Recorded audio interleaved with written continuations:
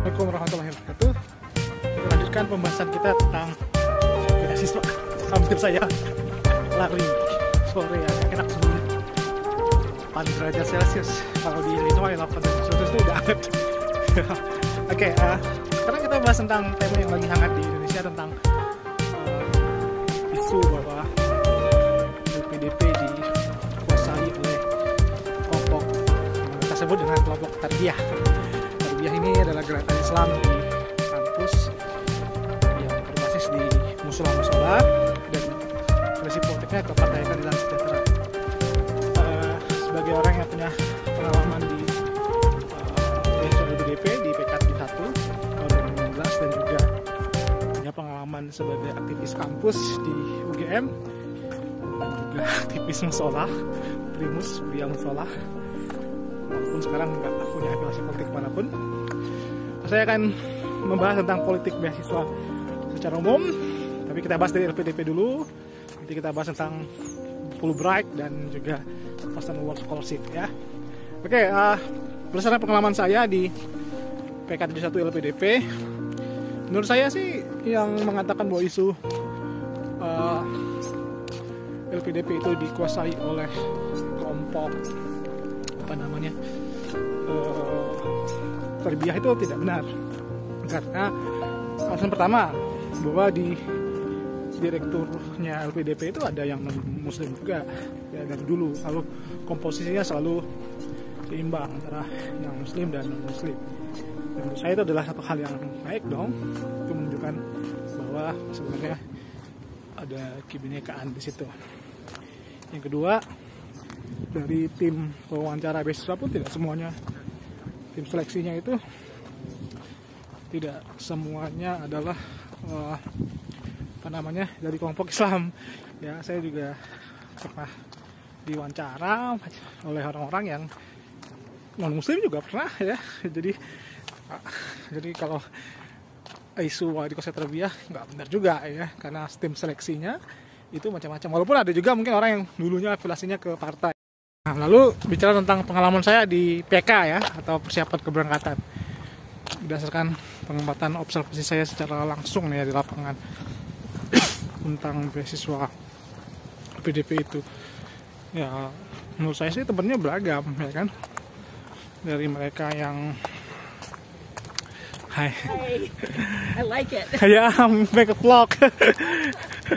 Dari mereka yang mendukung, misalnya kita sebut ideologi liberal, sampai dari mereka yang mendukung ideologi Islam. Ya mungkin ini simple banget, simplistis ya. Tapi ya ini kenyataannya. Saya menemukan mereka yang mendukung LGBT ya. Di Indonesia kan isu LGBT ini sensitif ya, karena dianggap bertentangan dengan budaya timur dan norma agama. Saya disclaimer dulu ya, saya bukan berarti saya mendiskreditkan kaum LGBT karena mereka sama haknya ya. Tapi ada perspektif di sana yang mengatakan bahwa LGBT tidak layak hidup di Indonesia. Dan saya secara tegas saya mengatakan itu perspektif yang salah, karena semua orang punya hak secara orientasi seksual ya. Dan selama dia tidak memaksa orang untuk jadi LGBT. Oke, yang sisi yang lain saya juga menemukan orang-orang yang tanda kutip Islamnya ketat lah ya, Islamnya kuat ya. Misalnya mereka yang berideologi Salafi misalnya, mereka yang saya ajak bicara ya mereka pengajiannya ya kalau pengajian Salafi ya. Atau mereka yang memang latar belakangnya misalnya PKS, ada Tarbiyah secara ada juga, atau mereka yang HMI ya.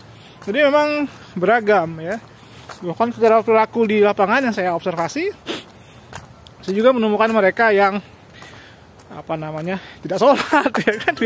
Jadi ya biasa aja ketemu orang nggak sholat gitu kan ya. Itu kan masalah pribadi mereka masing-masing ya kan ya, kita nggak bisa memaksain juga ya kan. Dan yang juga saya ketemukan mereka yang terutama anak-anak gaul Jakarta itu yang bahasa Inggrisnya udah bagus misalnya, Ini ya gaya hidupnya gaya hidup kotaan Jakarta lah, misalnya ngerokok yang perempuannya ya. Kalau laki-laki mungkin bagi orang di desa seperti saya ya biasa lah kalau laki-laki merokok, tapi perempuan merokok kan satu hal yang masih dianggap tabu di beberapa daerah di desa di Indonesia. Nah, artinya orang-orangnya beragam. Bahkan saya juga menemukan ketika senam bersama misalnya, nggak semuanya berjilbab, bahkan ada yang celananya sambil ditegur ya, saking ketatnya celana leggingnya serta wanitanya oleh panitia PK-nya. Ya artinya memang nggak semua orang berjilbab lebar ya kan.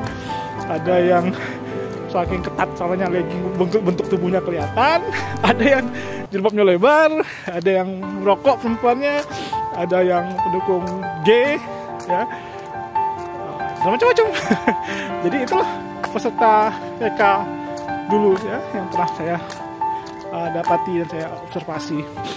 Dan ya memang asosiasi kita ke gerakan tarbiyah itu memang biasanya kan karena umumnya yang mendapat beasiswa LPDP ke luar negeri ya khususnya itu adalah mereka-mereka yang kuliahnya di kampus-kampus top Indonesia seperti ITB, UGM, UI, IPB, Unair, Undip dan macam-macam ya. Dan memang kebetulan basis gerakan Islam tarbiyah dan gerakan-gerakan Islam lainnya itu memang di kampus-kampus itu, ya kan? Sudah sejak lama itu sejak zaman Orde Baru, ya. Jadi memang seperti itulah kenyataannya. Mungkin karena analisanya terlampau menyederhanakan sehingga yang masuk yang dapat LPDP adalah anak UI, ITB dan UGM, dan anak UI, ITB, UGM adalah basisnya gerakan tarbiyah, lalu LPDP adalah diasosiasikan dengan gerakan tarbiyah. Nah, apakah itu benar ya? Enggak lah. Ya, dari wawancaranya macam-macam, dari pejabatnya juga beda-beda, ya kan. Yang penting mereka adalah orang-orang yang ingin berkontribusi bagi Indonesia. Mungkin ini tanggapan saya terhadap isu yang berkembang di Twitter ya. Nanti kita lanjutkan dengan pembahasan beasiswa yang lain. Bagaimana politik beasiswa yang lain. Oke, thanks.